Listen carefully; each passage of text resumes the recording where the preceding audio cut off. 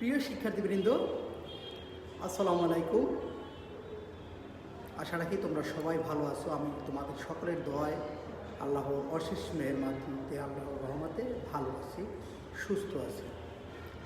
প্রিয় শিক্ষার্থীবৃন্দ, তোমাদের সকলকে ন্যাশনাল কলেজের অনলাইন ক্লাসে স্বাগতম জানিয়ে আজকের ক্লাস শুরু করছি। আমি প্রকৌশলী মোহাম্মদ সাকিবুল ইসলাম, পূর্বাশক, ন্যাশনাল কলেজ, বাড্ডা, ঢাকা। প্রিয় শিক্ষার্থীবৃন্দ, তোমরা অনেকেই আসলে ক্লাসে উপস্থিত হয়েছো, আর যারা এখনও তোমরা উপস্থিত হওনি, তোমরা সকলে উপস্থিত হও এবং খাতা এবং কলম নিয়ে বসো, কারণ টুকিটাকি আমি তোমাদের বিভিন্ন বিষয়গুলো অভিহিত করব, যেগুলো তোমরা লিখে রাখবে। তাহলে প্রিয় শিক্ষার্থীবৃন্দ, কথা না বাড়িয়ে আমরা ক্লাসে চলে যাচ্ছি। তিথির মধ্যে উপস্থিত হয়েছ শাহরিয়ার রহমান রাহাত, রাফি খান, আরোহী আফরোজ, তৃষা। ওয়ালাইকুম আসসালাম শাহরিয়া রহমান রাহাত।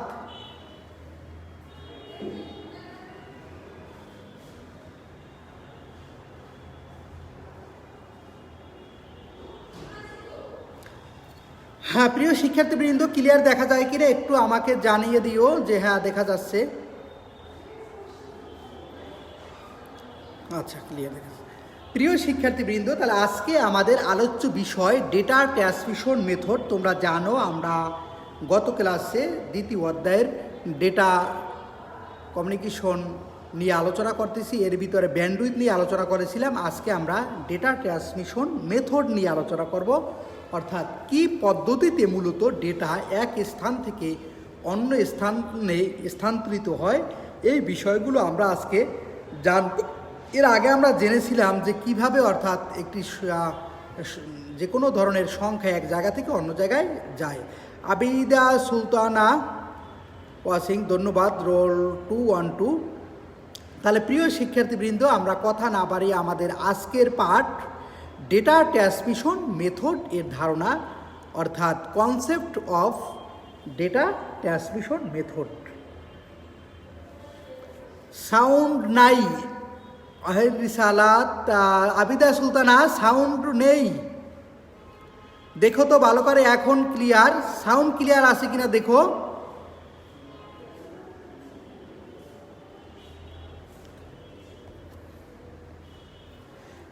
সাউন্ডে কোনো সমস্যা? Ishrat Jahan is watching. দেখো তো সাউন্ড ক্লিয়ার আছে কিনা। Sufrana Rahman is watching.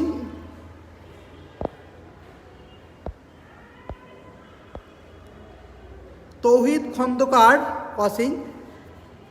Sound না থাকলে আমাকে আরেকবার একটু বলো যে সাউন্ড ক্লিয়ার না থাকলে। প্রিয় শিক্ষার্থীরা, সব কিছু ঠিক আছে কিনা আমাকে একটু জানাও। তা আমরা আজকে ডেটা ট্রান্সমিশন মেথডের ধারণা, অর্থাৎ ডেটা ট্রান্সমিশন মেথড নিয়ে আলোচনা করব। তা প্রথমেই আমরা জানবো ডেটা ট্রান্সমিশন মেথড কি। ডেটা ট্রান্সমিশন মেথড বলতে ডেটা পরিবহন বা ডেটা স্থানান্তরকে বোঝায়।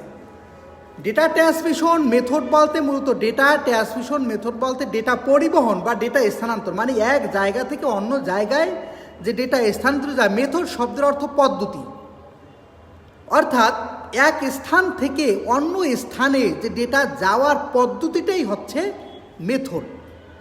আমি যদি এভাবে বলি যে পদ্ধতিতে এক কম্পিউটার থেকে অন্য কম্পিউটারে তথা এক ডিভাইস থেকে অন্য ডিভাইসে ডেটা ট্রান্সমিট হয়, তাকে ডেটা ট্রান্সমিশন মেথড বলে। প্রিয় শিক্ষার্থীবৃন্দ, Tauhid Khandakar sir, sound clear. Ishrat Jahan, হ্যাঁ স্যার ঠিক আছে, থ্যাংক ইউ।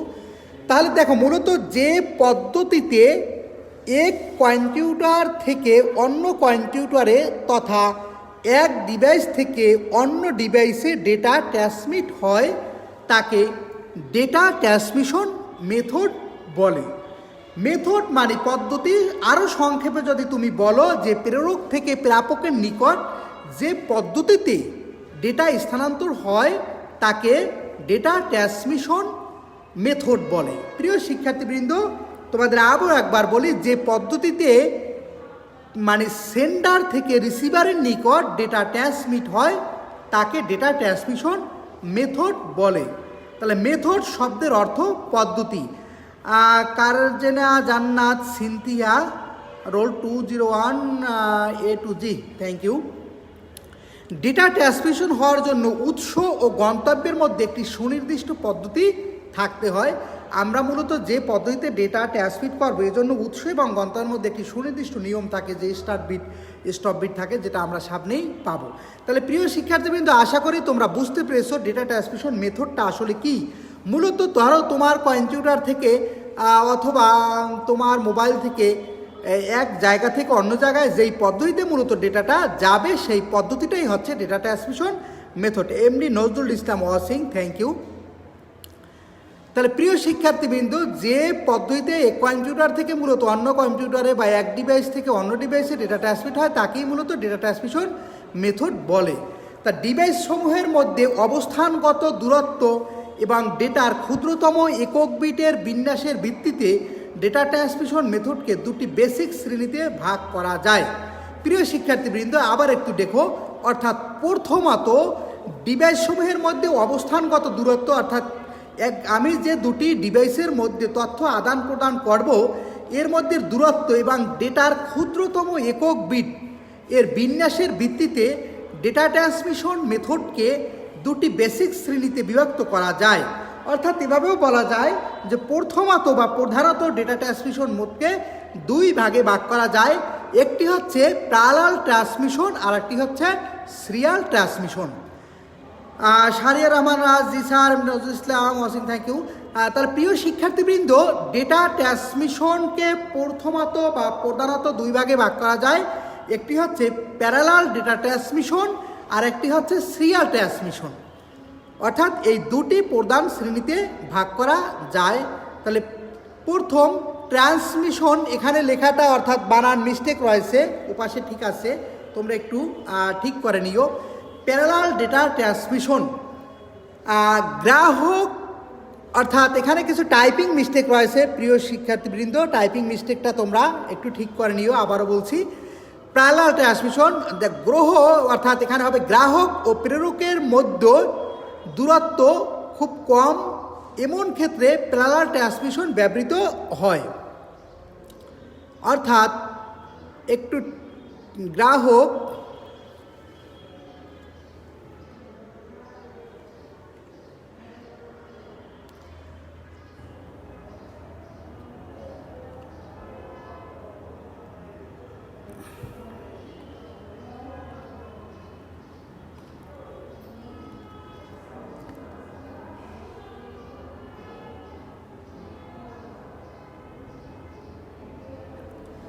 প্রিয় শিক্ষার্থীবৃন্দ, আমরা বানানটা ঠিক করে নিলাম। অর্থাৎ প্যারালাল ট্রান্সমিশন গ্রাহক ও প্রেরকের মধ্যে দূরত্ব খুব কম, এমন ক্ষেত্রে প্যারালাল ট্রান্সমিশন মোড ব্যবহৃত হয়। আশা করি তোমরা বুঝতে পারো। সিয়াম ইসলাম, ওয়ালাইকুম আসসালাম। Anita Sutradhar watching, thank you.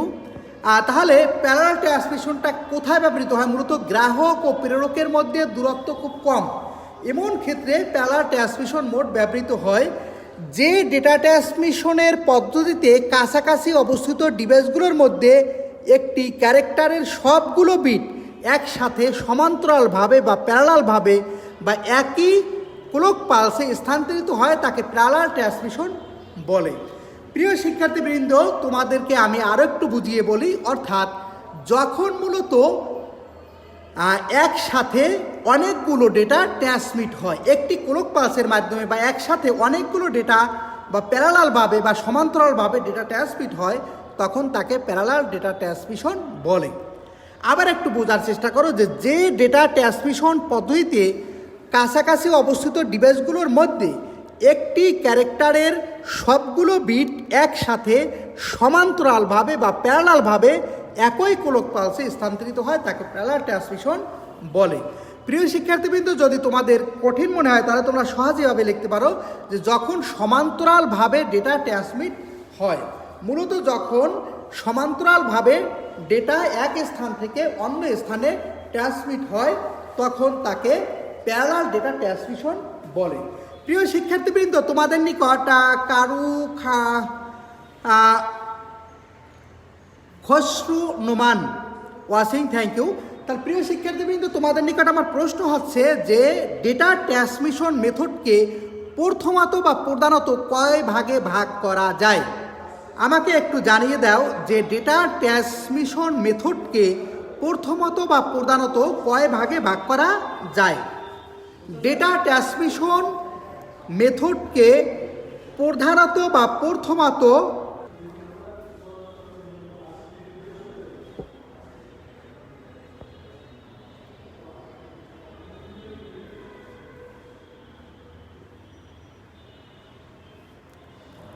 প্রিয় শিক্ষার্থীবৃন্দ, নেটে সমস্যা ছিল, আসলে নেট প্রবলেম। সিয়াম এখন ক্লিয়ার আছে কিনা আমাকে একটু জানাও। নেট এখন ঠিক আছে কিনা?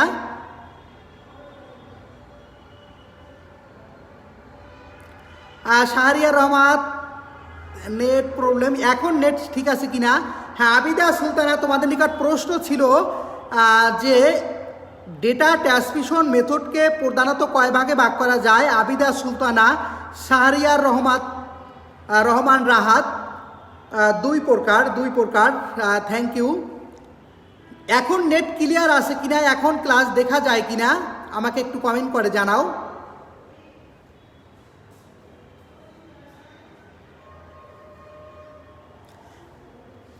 আবিদা সুলতানা, শাহরিয়ার রহমান রাহাত, নেট এখন ক্লিয়ার আছে কিনা, শোনা যাচ্ছে কিনা? তাহলে প্রিয় শিক্ষার্থীবৃন্দ, আমাদের প্রশ্ন ছিল যে ডেটা ট্রান্সমিশন মোডকে প্রধানত কয় ভাগে ভাগ করা যায়, অর্থাৎ এটাকে দুই ভাগে প্রধানত ভাগ করা যায়। তোমরা অনেকেই অ্যান্সার করেছো, আবার নেটের কারণে অনেকেই অ্যান্সার করতে পারোনি। তাহলে আমরা প্যারালাল ডেটা ট্রান্সমিশন সম্পর্কে জানলাম। সাধারণত কোথায় কোথায় মূলত স্যার একটু পর পর সাউন্ড শোনা যায় না? হ্যাঁ, নেট একটু সমস্যা করতেছে, এজন্য তোমরা লেখাগুলো একটু দেখার চেষ্টা করো। লেখাগুলো দেখো দেখা যায় কিনা। মূলত প্যারালাল তো বুঝতে পেরেছো, প্যারালাল ডেটা ট্রান্সমিশন। আমি আবার একবার বলি, যেহেতু সাউন্ডের সমস্যা, যে ডেটা ট্রান্সমিশন পদ্ধতিতে কাছাকাছি অবস্থিত ডিভাইসগুলোর মধ্যে একটি ক্যারেক্টারের সবগুলো বিট একসাথে সমান্তরালভাবে বা প্যারালালভাবে একই কোলক পালসে স্থানান্তরিত হয়, তাকে প্যারালাল ডেটা ট্রান্সমিশন বলে। আবিদা সুলতানা এখন ক্লিয়ার, এখন সিয়াম ইসলাম এখন ক্লিয়ার। আচ্ছা, তাহলে প্রিয় শিক্ষার্থীবৃন্দ, দেখো সাধারণত কম্পিউটারের অভ্যন্তরে থাকা বিভিন্ন সাব ইউনিটের মধ্যে দূরত্ব খুব কম হওয়ার কারণে এদের মধ্যে ডেটা স্থানান্তরের জন্য প্যারালাল ট্রান্সমিশন মেথড ব্যবহার করা হয়। প্রিয় শিক্ষার্থীবৃন্দ, যেরকম হার্ড ডিস্ক, মাদারবোর্ড, সিপিইউ, এর মধ্যে যে ডেটা ট্রান্সমিশন হয় মূলত বেশিরভাগই প্যারালাল ডেটা ট্রান্সমিশন হয়, এবং মাদারবোর্ডের মধ্যে একটি যে সাব স্টেশনগুলো মূলত একটির সাথে অপরটি ডেটা ট্রান্সমিশন হয়, মূলত এগুলো হচ্ছে প্যারালাল ডেটা ট্রান্সমিশন হয়। আবার একটু দেখো, সাধারণত কম্পিউটারের অভ্যন্তরে বা ভিতরে থাকা বিভিন্ন সব ইউনিটের মধ্যে দূরত্ব খুব কম হওয়ার কারণে এদের মধ্যে ডেটা স্থানান্তরের জন্য প্যারালাল ট্রান্সমিশন মেথড ব্যবহার করা হয়। অর্থাৎ আমরা একটি চিত্রের মাধ্যমে এখানে দেখতেছি, দেখো একটু পর পর নেট প্রবলেম। হ্যাঁ, শাহরিয়ার রহমান রাহাত, আসলে নেট যেই নেট রয়েছে এই নেট দিয়েই আমাদেরকে চলতে হবে, কারণ এই প্রতিকূল পরিবেশে, এই কোভিড সিচুয়েশনে আমরা যতটুকু আয়ত্ত করতে পারি সেটাই আমাদের জন্য আসলে বেটার। কিছুই করার নেই, কারণ নেটের বাংলাদেশের প্রায় সকল জায়গায় নেটের এরকম সমস্যা হয়। আমরা এখনও সেই উন্নত কান্ট্রিতে পৌঁছাতে পারিনি যেখানে নেটের কোনো ধরনের কোনো প্রবলেম নেই। যাই হোক, তারপরে এই প্রতিকূল পরিবেশ থেকে তোমরা আসলে শিখতে হবে আমাদের। তাহলে প্রিয় শিক্ষার্থীবৃন্দ, এখানে দেখো আমি একটা চিত্র দিয়েছি, এখানে 0 1 2 3 4 1 1 0 0 0 0, এখানে 8টি বিট রয়েছে। এখন আমরা মূলত 8 বিট, এখানে একটি সেন্ডার রয়েছে, এখানে একটি রিসিভার রয়েছে, অর্থাৎ বিটিএস রয়েছে। বিটিএস মানে সেন্ডার, বেস ট্রান্সফার স্টেশন। ধরে না আমি এখান থেকে ডেটাগুলো ট্রান্সফার করতেছি, যখন আমি ডেটাগুলো ট্রান্সফার করতেছি একযোগে এই 8টি বিট রিসিভ করতেছে, অর্থাৎ রিসিভারে পৌঁছে যাচ্ছে। মূলত এই পদ্ধতিটাই হচ্ছে প্যারালাল ডেটা ট্রান্সমিশন, অর্থাৎ এখানে একসাথে অনেকগুলো ডেটা আদান প্রদান হয়, একসাথে অনেকগুলো ডেটা চলে যায় একটি ক্লক পালসের মাধ্যমে। এই পদ্ধতিটাই মূলত হচ্ছে প্যারালাল ডেটা ট্রান্সমিশন। প্রিয় শিক্ষার্থীবৃন্দ, এবার আমরা প্যারালাল ডেটা ট্রান্সমিশনের কিছু সুবিধা দেখব। একটু খেয়াল করে তোমরা দেখো যে প্যারালাল ডেটা ট্রান্সমিশনের সুবিধা এক, ডেটা একটি শব্দ বা ওয়ার্ড অনুসারে স্থানান্তরিত হয়। মূলত প্যারালাল ডেটা ট্রান্সমিশনে একটি শব্দ বা একটি ওয়ার্ড অনুসারে এক জায়গা থেকে এক জায়গায় স্থানান্তরিত হতে পারে প্যারালাল ডেটা ট্রান্সমিশন। আর 2 নম্বর 2, ডেটা দ্রুত স্থানান্তরিত হয়। প্রিয় শিক্ষার্থীবৃন্দ, অর্থাৎ যখন ডেটা ট্রান্সমিট হয়, কারণ এখানে একটি ক্লক পালসের মাধ্যমে n সংখ্যক ডেটা যেতে পারে, অর্থাৎ অসংখ্য ডেটা এক জায়গা থেকে অন্য জায়গায় যেতে পারে, এজন্য প্যারালাল ডেটা ট্রান্সমিশনের গতি অনেক বেশি এবং এর দূরত্ব কম থাকার কারণে, কারণ তোমরা জানো কম্পিউটার সিস্টেম ইউনিটের মধ্যে বিশেষ করে এই প্যারালাল ট্রান্সমিশন ব্যবহার করা হয়। তো এখন এখানে অত্যাধিক দ্রুত গতিতে ডেটা ট্রান্সমিশনের প্রয়োজন হয়, সেখানে মূলত প্যারালাল ডেটা ট্রান্সমিশন ব্যবহার করা হয়, এজন্য এটি অত্যন্ত দ্রুত গতি সম্পন্ন। 3, ডেটা স্থানান্তরের দক্ষতা অনেক বেশি, অর্থাৎ প্যারালাল ডেটা ট্রান্সমিশনে ডেটার দক্ষতা অত্যন্ত বেশি হয়ে থাকে। এরপর প্যারালাল ডেটা ট্রান্সমিশনের অসুবিধা। প্রিয় শিক্ষার্থীবৃন্দ, একটু অসুবিধাগুলো দেখো। আর এখন তোমরা সাউন্ড ঠিক মতো যাচ্ছে কিনা এবং ক্লিয়ার দেখা যাচ্ছে কিনা আমাকে একটু জানিয়ে দিও। তার প্রিয় শিক্ষার্থীবৃন্দ, আমরা প্যারালাল ডেটা ট্রান্সমিশনের অসুবিধাসমূহ দেখব যে এতে প্রতিটি বিটের জন্য পৃথক পৃথক তার ব্যবহার করা হয় বিধায় এটি অত্যন্ত ব্যয়বহুল একটি পদ্ধতি। প্রিয় শিক্ষার্থীবৃন্দ, সমান্তরাল ডেটা ট্রান্সমিশনের ক্ষেত্রে মূলত যদি 10টি ডেটা বা 8টি ডেটা যায়, তা সেক্ষেত্রে দেখা যায় আমরা 8টি তার ব্যবহার করলাম। তা 8টি তার ব্যবহার করলে এখানে খরচটা বৃদ্ধি হয়। মূল কথা হচ্ছে এখানে একসাথে সকল ডেটাগুলো যায়। আর সিরিয়াল ডেটা ট্রান্সমিশনের ক্ষেত্রে যেমন একটা যায়, কিন্তু প্যারালাল ডেটা ট্রান্সমিশনের ক্ষেত্রে একাধিক ডেটা একসাথে যায় বিধায়, অর্থাৎ একাধিক তারের প্রয়োজন হয়, এজন্য এটি একটি ব্যয়বহুল পদ্ধতি। 2 নম্বর, দূরবর্তী অবস্থানের জন্য এটি ব্যবহার করা সম্ভব নয়, কেননা দূরত্ব বৃদ্ধির সাথে এর ক্লক পালসও অনেক বেশি সেন্সিটিভ হয়ে যায়। এখানে সাথে লেখা একটা ভ চলে আসছে। প্রিয় শিক্ষার্থীবৃন্দ, দূরবর্তী অবস্থানের জন্য এটি ব্যবহার করা হয় না, অর্থাৎ মূলত আমরা এটি কম্পিউটারের মধ্যে বা খুব কাছাকাছি, অর্থাৎ পেনড্রাইভের সাথে ডেটা আদান প্রদানের ক্ষেত্রে এই প্যারালাল ডেটা ট্রান্সমিশন ব্যবহার হতে পারে, কিন্তু দূরবর্তীতে ডেটা ট্রান্সমিশনের জন্য এই প্যারালাল পদ্ধতি ব্যবহার করা যায় না। তাহলে প্রিয় শিক্ষার্থীবৃন্দ, আমরা আশা করি যে তোমরা প্যারালাল ডেটা ট্রান্সমিশন বুঝতে পেরেছো এবং এর সুবিধা অসুবিধাগুলো বুঝতে পেরেছো। এরপর আমরা সিরিয়াল ট্রান্সমিশন নিয়ে আলোচনা করব। সিরিয়াল ট্রান্সমিশন একটু দেখো যে ডেটা ট্রান্সমিশন যে পদ্ধতিতে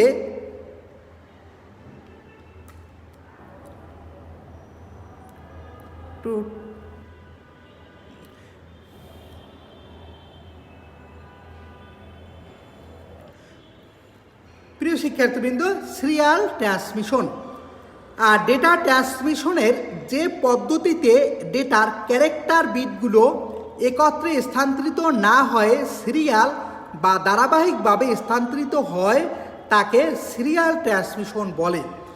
আবার একটু দেখো প্রিয় শিক্ষার্থীবৃন্দ, ডেটা ট্রান্সমিশনের যে পদ্ধতিতে ডেটার ক্যারেক্টার বা অক্ষরগুলো বা অক্ষরের বিটগুলো একত্রে স্থানান্তরিত না হয় সিরিয়াল বা ধারাবাহিকভাবে, অর্থাৎ একটা একটা করে স্থানান্তরিত হয়, তাকে সিরিয়াল ট্রান্সমিশন বলে।